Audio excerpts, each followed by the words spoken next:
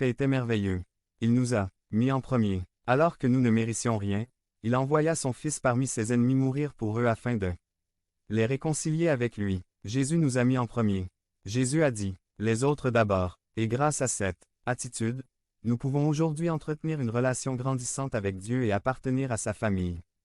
Parce que quelqu'un nous a donné la priorité, nous a considérés comme plus importants que lui et a fait passer nos intérêts avant les siens.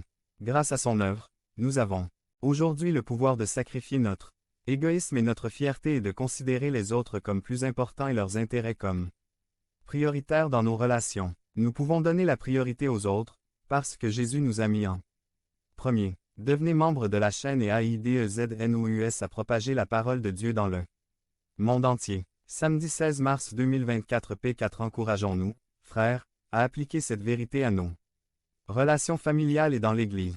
C'est pourquoi je veux vous encourager à accepter ce défi.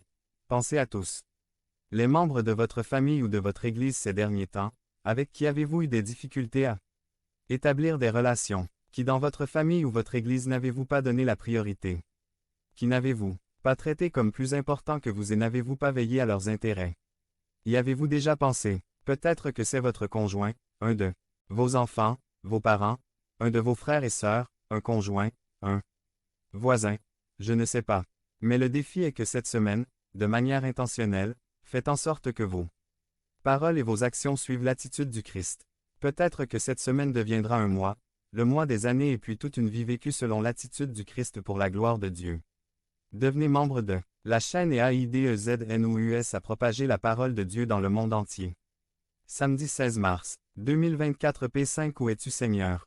Résumé. Ésaïe 40, 27 Pourquoi dis-tu, ô Jacob, et pourquoi parles-tu, Israël?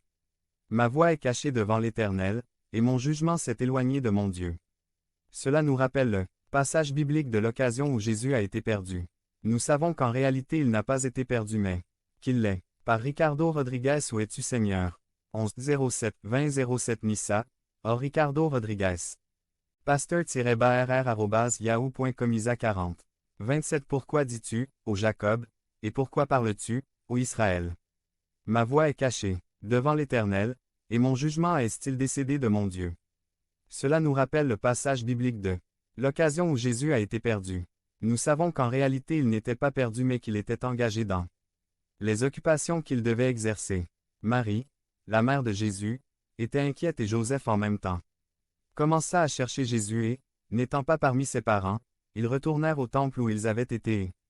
Là, dans le temple, ils trouvèrent Jésus. Tout comme beaucoup d'entre nous le disent.